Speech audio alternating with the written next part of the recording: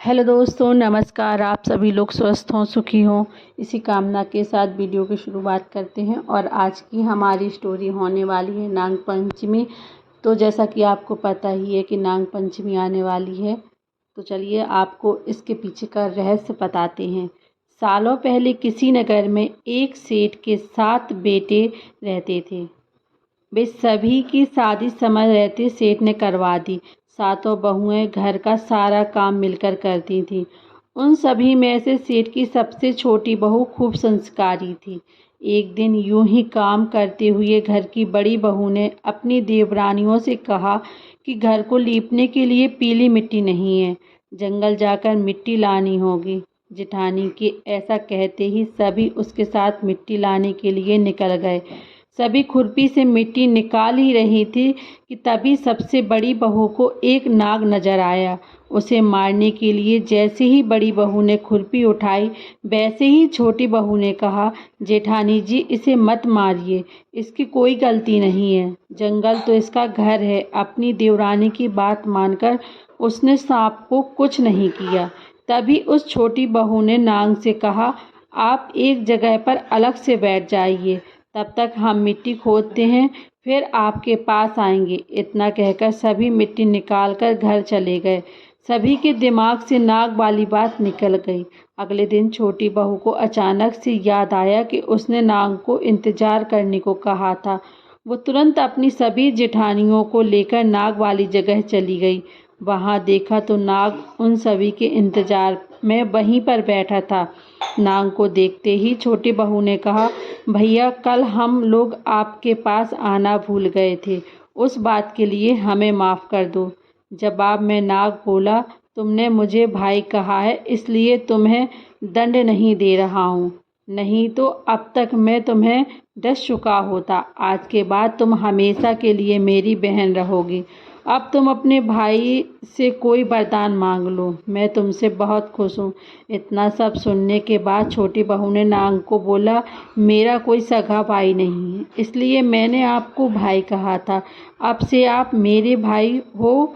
अब हरदम मेरी रक्षा करना आपका फर्ज है, बस यही वरदान आपसे चाहिए।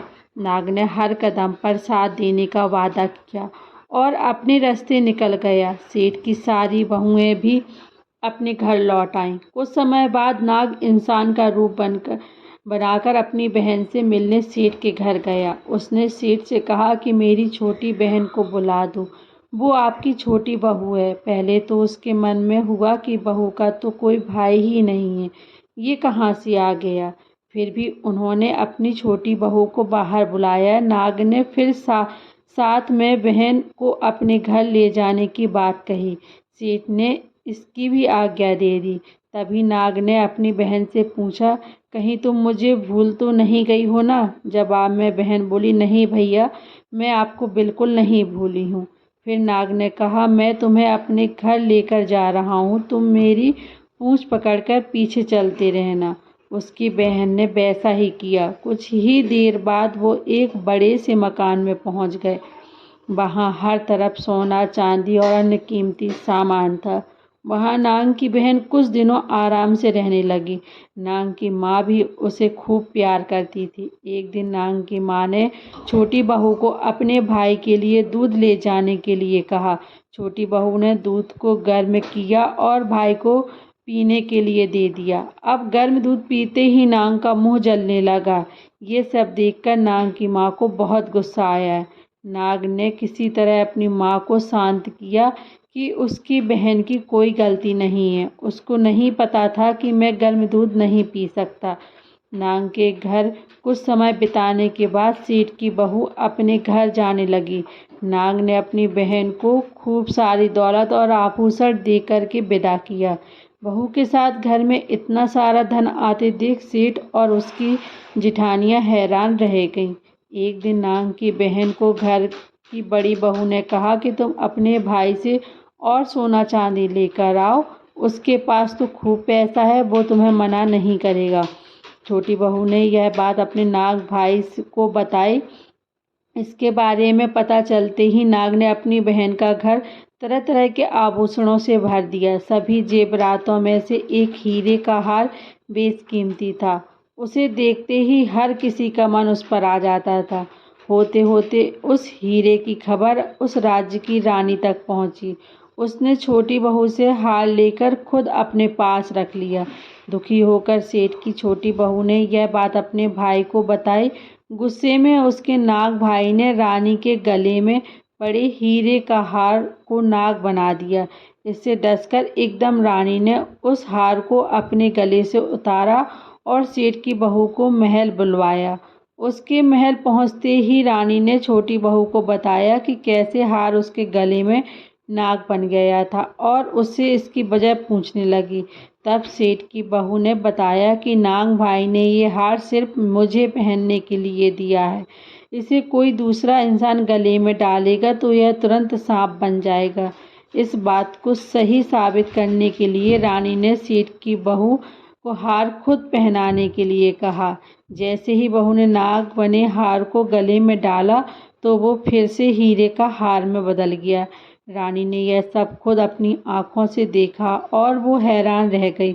उसने सेठ की बहू को वह हार अपने साथ लेकर जाने को कहा और कुछ स्वर्ण मुद्राएं साथ में दे दी।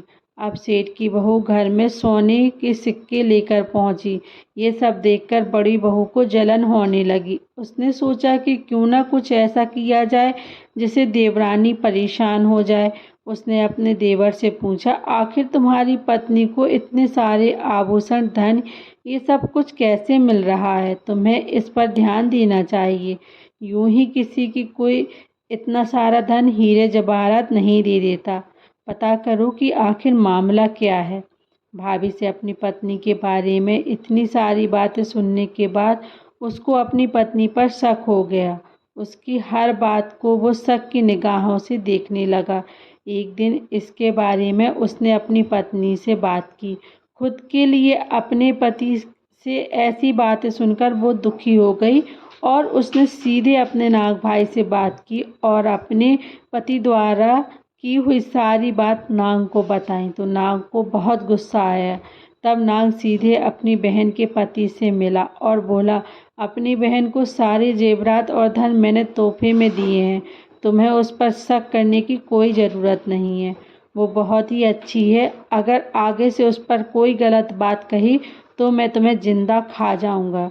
नाग से ये सब बातें सुन सेठ के बेटे ने माफ़ी मांगी और कहा, आज के बाद से मैं कुछ नहीं कहूँगा। आप मेरे ऊपर गुस्सा मत कीजिए। मैं आपकी बहन को किसी तरह का दुख नहीं होने दूंगा। इतना कहकर वे सीधे घर गया और अपनी पत्नी से माफ़ी मांगी। उसी के बाद दोनों खुशी खुशी आपस में मिलजुल कर रहने लगे। इसी तरह सेठ की छोटी बहू हर तरह की मुसीबत में अपने भाई को याद करती और वो उसकी परेशानी को दूर कर देता। इसी तरह नाग पंचमी का त्यौहार शुरू हुआ और सभी महिलाएं नाग को अपना भाई मानकर पूजते हुए उन्हें दूध पिलाने लगीं। तो दोस्तों, ये वीडियो अगर अच्छी लगी हो तो चैनल को सब्सक्राइब करना ना भूलें। धन्यवाद।